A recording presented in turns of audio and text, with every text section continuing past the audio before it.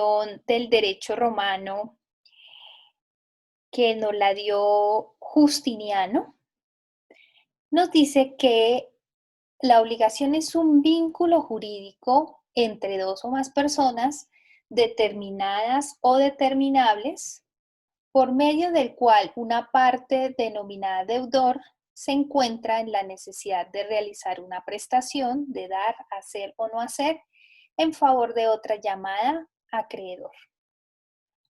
De esta definición podemos extractar varios conceptos. Lo primero es que la obligación viene del latín obligare, que significa atar, amarrar o ligar. Y eso es lo que se va a convertir entonces en el vínculo jurídico. Ese vínculo jurídico va a unir a dos extremos. Un sujeto activo denominado acreedor, que espera un determinado comportamiento de colaboración, que es la prestación, útil para él y susceptible de valoración pecuniaria de parte. En el otro extremo encontramos el sujeto pasivo o también denominado deudor, quien se encuentra en la necesidad de ajustar la conducta al contenido del nexo, es decir, al contenido del vínculo jurídico, so pena de que su acreedor pueda pedir o solicitar la ejecución forzada, es decir, haberse obligado a instancia de su contraparte a solicitar la realización de la prestación original o a satisfacer el equivalente en dinero, cualquiera de las dos. Y en ambos casos, resarcir daños y perjuicios ocasionados por su incumplimiento.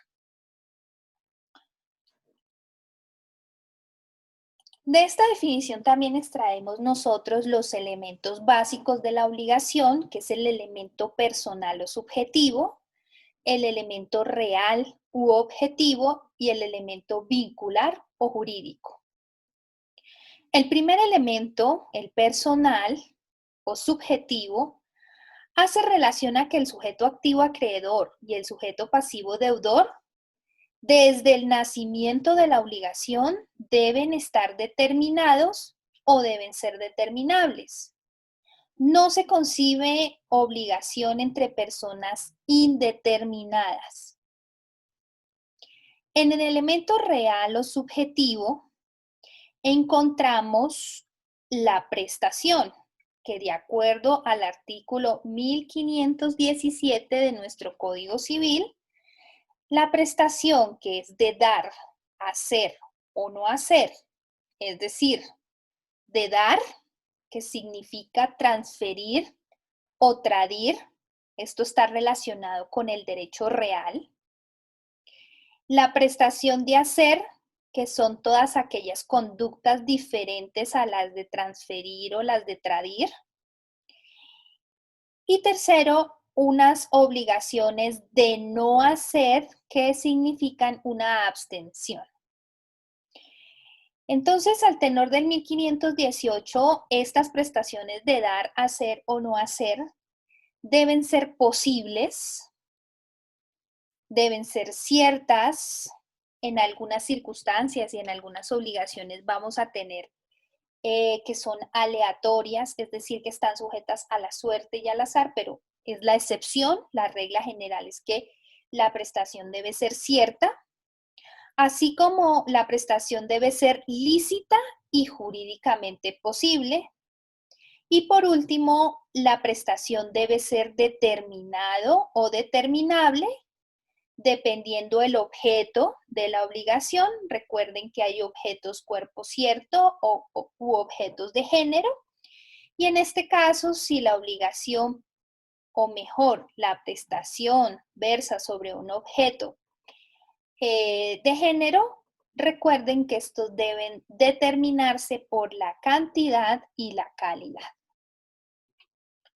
Por último, tenemos el elemento vincular o el elemento jurídico. El elemento jurídico ha cambiado en el trasegar histórico.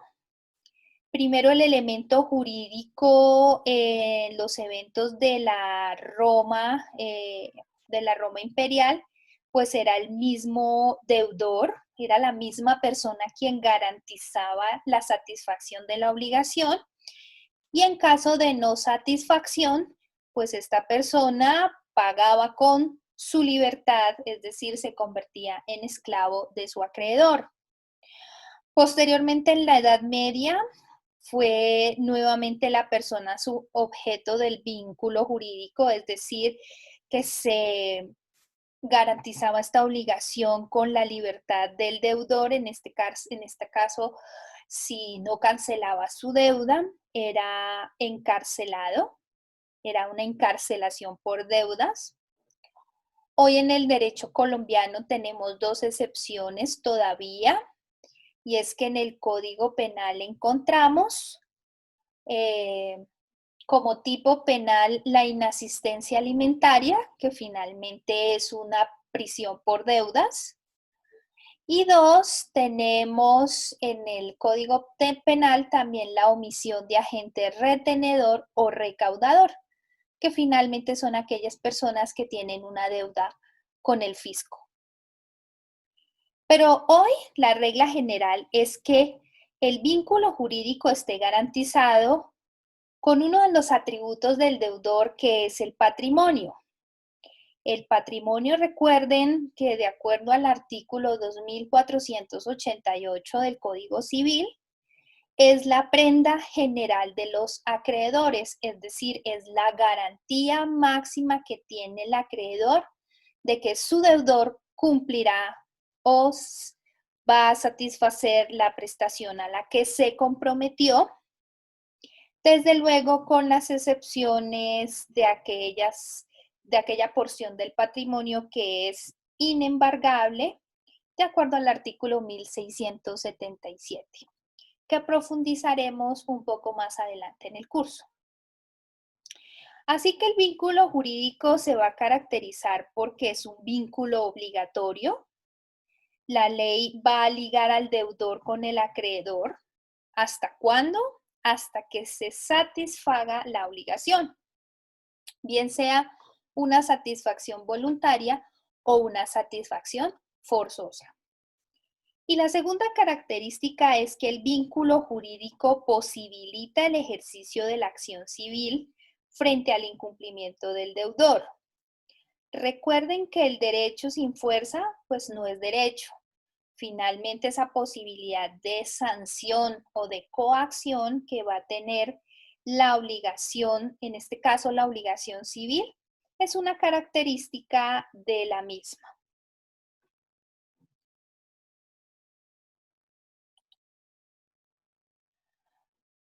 Así que entonces, sabiendo cuál es su definición y cuáles son sus elementos, podemos decir cuáles son las fuentes de las obligaciones. De acuerdo al artículo 1494, en concordancia con el artículo 2302 del Código Civil, las fuentes clásicas de las obligaciones que trae nuestro Código Civil son 5, a saber, el contrato, el cuasicontrato, el delito, el cuasidelito y la ley. Esta teoría clásica viene desde el derecho romano. También esta división de las fuentes de las obligaciones viene del derecho justinianeo. Haciendo un recuento rápido de a qué hace referencia a estas 5 fuentes de las obligaciones clásicas. El contrato, recuerden que está definido como aquel acuerdo de voluntades entre dos o más personas tendientes a crear obligaciones de dar, hacer o no hacer. El cuasicontrato va a ser un acto jurídico unilateral en el que no hay acuerdo de voluntades.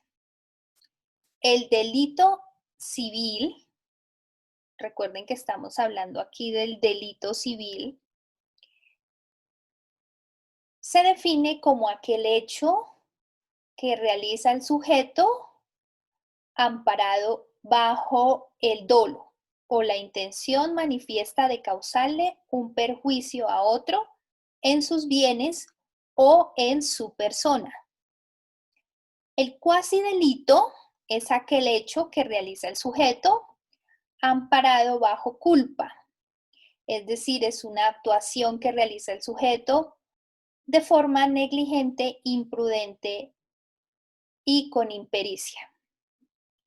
Y la ley, recuerden que la misma definición que trae el Código Civil es que la expresión de la voluntad soberana y que tiene como características principales mandar, prohibir, permitir o castigar.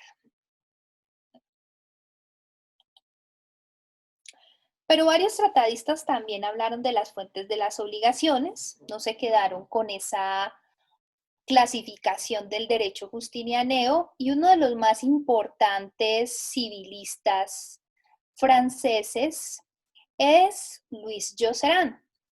Louis Josserand dividió las fuentes de las obligaciones en 4: el acto jurídico, el acto ilícito, el enriquecimiento sin causa y la ley. A diferencia de la división anteriormente estudiada, el acto jurídico incluye tanto los actos voluntarios unilateralmente, así como los actos en donde concurre un acuerdo de voluntades entre 2 o más personas.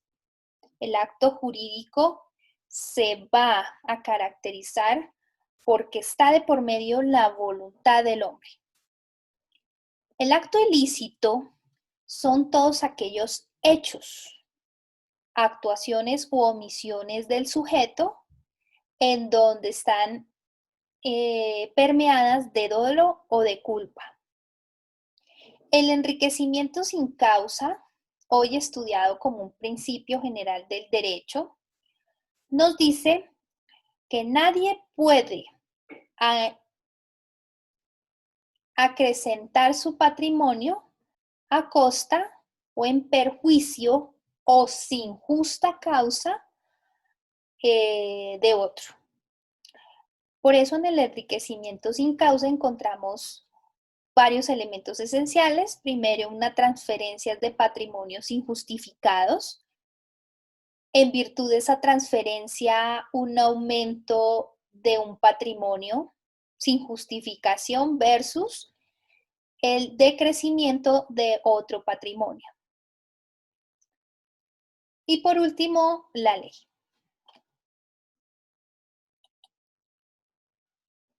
Un tratadista importante en el derecho civil colombiano es, o fue mejor, el doctor Álvaro Pérez Vives.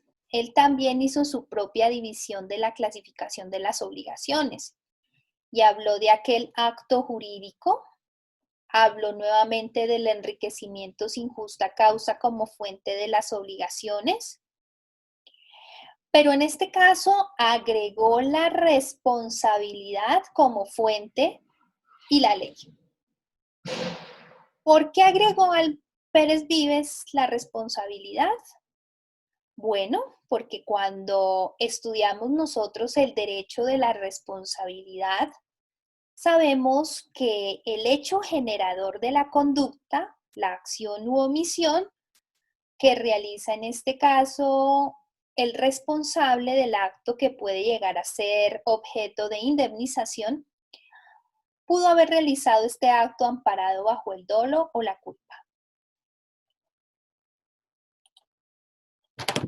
Y por último, el profesor Fernando Inestrosa, también egregio civilista, hizo su propia división de las fuentes de las obligaciones y en este caso habló del negocio jurídico como fuente de la obligación, habló del daño, ya no de la responsabilidad, sino del daño como la fuente de la obligación, el enriquecimiento torticero o sin causa y los hechos jurídicamente reglados. Cuando el profesor Inestrosa hizo relación al negocio jurídico,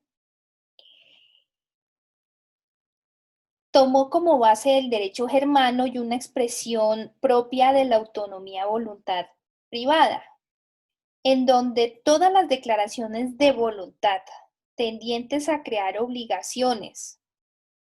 Ejemplo, el contrato concebido como una especie de negocio jurídico debe ser fuente de la misma.